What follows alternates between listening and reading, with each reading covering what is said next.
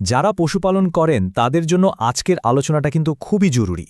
খামারের সবচেয়ে ভালনারেবল বা দুর্বল সদস্য হল বাছুর, আর এই বাছুরকে খুরা রোগের মতো একটা মারাত্মক সমস্যা থেকে কিভাবে বাঁচানো যায় সেটাই আমরা ধাপে ধাপে জানব। চলুন শুরু করা যাক। প্রশ্নটা খুবই যৌক্তিক। ফুট অ্যান্ড মাউথ ডিজিজ মানে আমাদের খুরা রোগ, এটা বড় গরুর জন্য যতটা না ভয়ের, ছোট বাছুরের জন্য তার চেয়ে কয়েকশো গুণ বেশি মারাত্মক। কিন্তু কেন? আসলে মূল কারণটা হলো বাছুরের রোগ প্রতিরোধ ক্ষমতা, যা প্রায় তৈরিই হয় না। চলুন এই বিষয়টা আর এর সমাধান নিয়ে বিস্তারিত জেনে নেওয়া যাক। যে কোনো শত্রুর সাথে লড়তে গেলে আগে তো শত্রুটাকে ভালো করে চিনতে হয়, তাই না? তো সবার আগে আমাদের জানতে হবে বাছুরের এই খুরা রোগ বা এফএমডি আসলেই কি, আর কেনই বা এটা এত খতরনাক। সহজ করে বললে এফএমডি হলো একটা সাংঘাতিক ছোঁয়াচে ভাইরাস।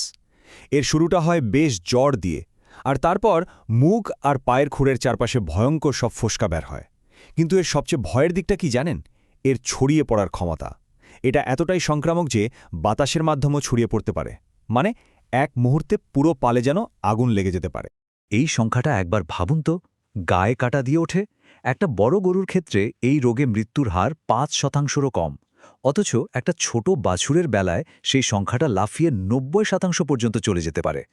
কারণটা হলো বাছুরের ওই ছোট্ট শরীরটা ভাইরাসের সাথে লড়াই করার শক্তিই পায় না। ওরা খুব তাড়াতাড়ি ডিহাইড্রেটেড হয়ে পড়ে, আর অনেক সময় হার্ট অ্যাটাক হয়, যা ওদের মৃত্যুর কারণ হয়ে দাঁড়ায়। এই রোগের বিরুদ্ধে লড়াইয়ে কিন্তু সময়টাই সবচেয়ে বড় অস্ত্র। যত তাড়াতাড়ি রোগটা ধরা পড়বে, বাছুরের জীবন বাঁচানোর সম্ভাবনাও ঠিক ততটাই বেড়ে যাবে। চলুন দেখে নিই ঠিক কোন কোন লক্ষণগুলো আমাদের জন্য সতর্কবার্তা। এগুলোই হলো বিপদের প্রথম সংকেত। যেমন ধরুন, বাছুরের গায়ে প্রচণ্ড জ্বর, মুখ বা পায়ে ফোসকার মতো ঘা, মুখ দিয়ে অনবরত লালা ঝরছে, ঠিকমতো হাঁটতে পারছে না, কিংবা খাওয়া দাওয়া একদম বন্ধ করে দিয়ে ঝিমিয়ে পড়েছে। এর যে কোনো একটা লক্ষণ দেখলেই এক মুহূর্ত দেরি করা যাবে না।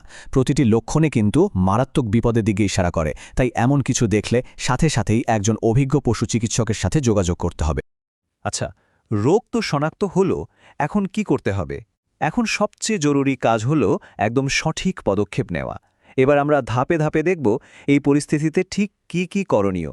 মনে রাখতে হবে, একটা সঠিক কর্মপরিকল্পনা কিন্তু একটা জীবন বাঁচিয়ে দিতে পারে।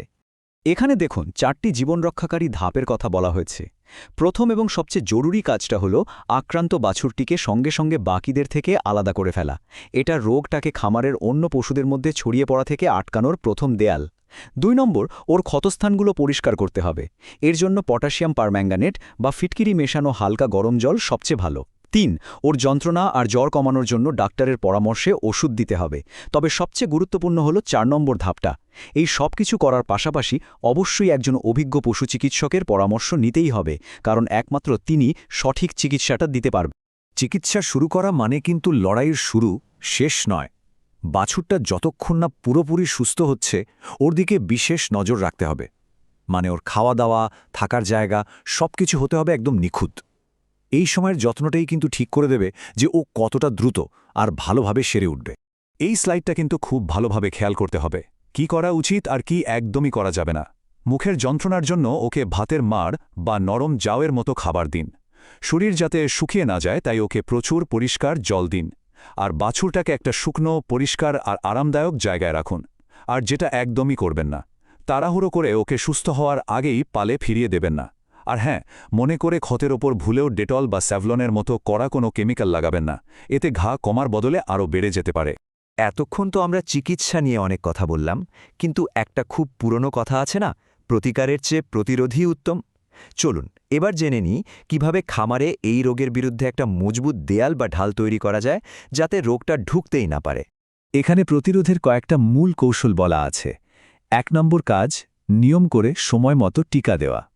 2, খামারের নতুন কোনো পশু আনলে তাকে কমপক্ষে 3 থেকে 4 সপ্তাহ একদম আলাদা রাখতে হবে, যাকে আমরা বলি কোয়ারেন্টাইন। আর 3 নম্বর, খামারের পরিচ্ছন্নতা। এই পুরো বিষয়টাকে একটা আধুনিক নামে ডাকা হয়, বায়োসিকিউরিটি। এর মানে খুব সহজ, খামারে বাইরের লোকের আসা যাওয়া নিয়ন্ত্রণ করা আর খামারের সব যন্ত্রপাতি সবসময় জীবাণুমুক্ত রাখা। এই কথাটা কিন্তু শুধু একটা কথা নয়, এটা একটা মূল মন্ত্র। প্রতিরোধমূলক ব্যবস্থাকে খরচ ভাবলে বিরাট ভুল হবে।